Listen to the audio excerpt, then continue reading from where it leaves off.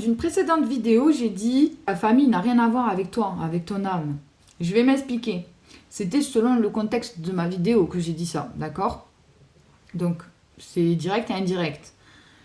Quand on dit « honore ta famille d'âme », honore tes ancêtres, la libération transgénérationnelle, débarrasse-toi de tes croyances limitantes, libération des schémas familiaux. On a tendance toujours à ramener notre lignée familiale de sang. C'est une mentalité humaine. On pense comme un humain. Ici, je vais vous ouvrir un petit peu l'esprit. Donc oui, on a la lignée familiale de l'ADN, du sang, de l'incarnation, de notre corps, de notre chair, ici et maintenant. Ok? À prendre en compte, qui existe, effectivement. Et donc déjà, par rapport à l'incarnation, quand on dit on choisit notre famille et tout, faux.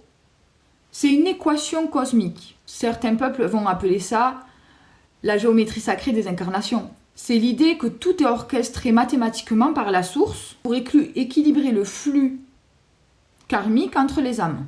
Ce que ta vibration, ton karma, ta mission attire à toi, le corps et la lignée, les plus mathématiques compatibles avec ce que ton âme doit comprendre. En fait, c'est comme une loi d'alignement énergétique. Donc en fait, l'âme ne choisit pas par référence ou par préférence. Elle s'incarne là où l'équation vibratoire est exacte pour sa vibration. Mais pas seulement. Aussi, puisque toi, tu viens là pour travailler ton karma. En étant dans la matière, en créant, en vivant l'expérience humaine. Mais les autres aussi. Donc ta famille aussi. Donc en fait, on va dire qu'il y a une formule mathématique qui va se faire ici. Donc selon ton karma, toi, que tu dois travailler, plus d'autres âmes, la source va faire un calcul mathématique et va t'envoyer dans une famille qui à la fois va te permettre à toi, à travers elle, de travailler certains karmas, mais aussi eux. Et donc ici, pour revenir aux ancêtres, dans cette lignée de sang, ADN, de corps physique, on a des ancêtres. Et effectivement, on va se passer de génération en génération des croyances limitantes, des boulets, etc., etc. Et qu'on peut aussi retransmettre à notre enfant, sans le vouloir, par exemple. Il y a ce point ici. Ensuite, il y a tes ancêtres d'âme, qui sont toi-même. Tes ancêtres d'âme, c'est toi, dans tes anciennes incarnations, tout simplement. Donc quand on dit « honore tes ancêtres », il faut savoir lesquels tu honores. Est-ce que tu honores tes ancêtres pour ton corps physique, ton incarnation, tes ancêtres de sang, d'ADN ici et maintenant? Parce que, ça aussi, il faut bien le comprendre. Dans chaque vie, on n'a jamais la même famille. Donc c'est tes ancêtres-là, ici et maintenant, par rapport à ton incarnation. Mais dans une autre vie, ça ne sera pas tes ancêtres, directement. Attendez, je vais en venir au troisième point, après vous allez comprendre. Donc, souvent, en fait, dans les livres, quand on voit des phrases « honore tes ancêtres », généralement, on parle de nos ancêtres à nous dans nos anciennes vies. En partant de cette logique-là, honorer ses ancêtres reviendrait alors à honorer toutes les versions de nous dans toutes les lignes du temps. Mais pas que.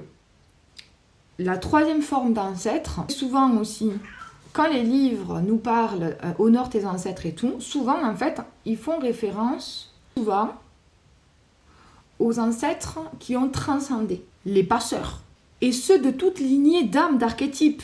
Donc honorer ses ancêtres, c'est honorer la vie elle-même, animal, végétal, la nature, le souffle, la mémoire de tout ce qui fut. On va là aussi parler des ancêtres qui ont transmuté vers la lumière, qui peuvent effectivement orchestrer de loin certaines choses. J'aime pas trop dire le mot guide, parce c'est très subtil. Ton vrai guide, c'est toi-même, c'est ton toi supérieur. Donc c'est pour ça que je veux pas faire l'amalgame, mais en quelque sorte, c'est un peu des guides. Mais c'est pas les guides comme la plupart des croyances spirituelles veulent vous amener dans la tête. Donc, il y a 3 façons de voir et d'amener et de penser aux ancêtres. L'incarnation ici et maintenant du corps, de l'ADN physique, moléculaire, de chair.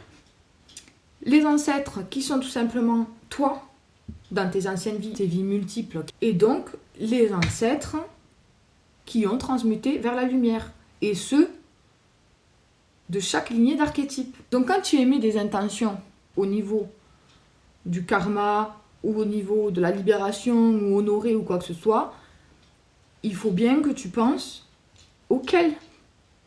Parce que sinon la source elle ne sait pas.